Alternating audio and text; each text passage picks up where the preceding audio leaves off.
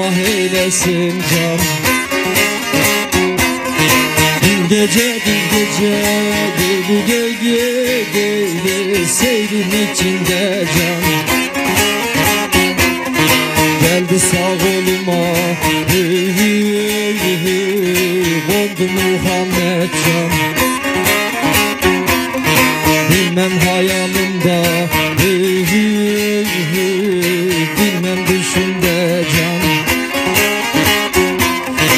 Şu garip halimi deli sordu Muhammed can.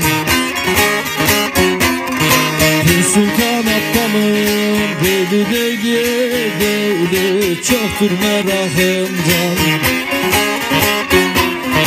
Tövbeler tövbesi çoktur merakım can. Adını sorarsan Halil İbrahim can.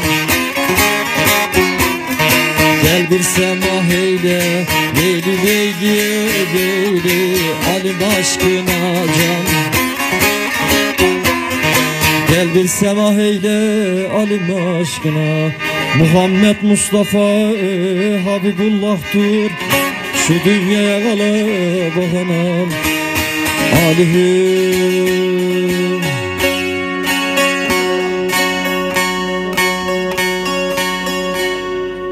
Allah seçeriniz temiz ola, yüzünüze ola, evliya muradınızı vere, altın üstü sür ola. Hüyali. Dar çeken dar göre, dar Fatıma'da şefaat ola, darınız, divanınız, ibadetiniz, gürühünüz, gülbenciniz, hakkıtında kabulü makbul ola. Hüyali.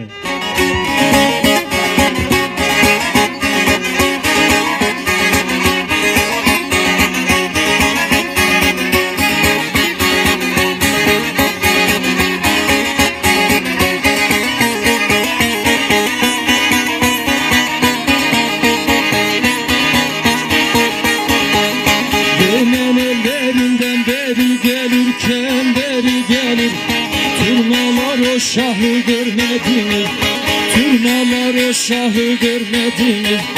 Bülbülüm bülbül ben gelenim.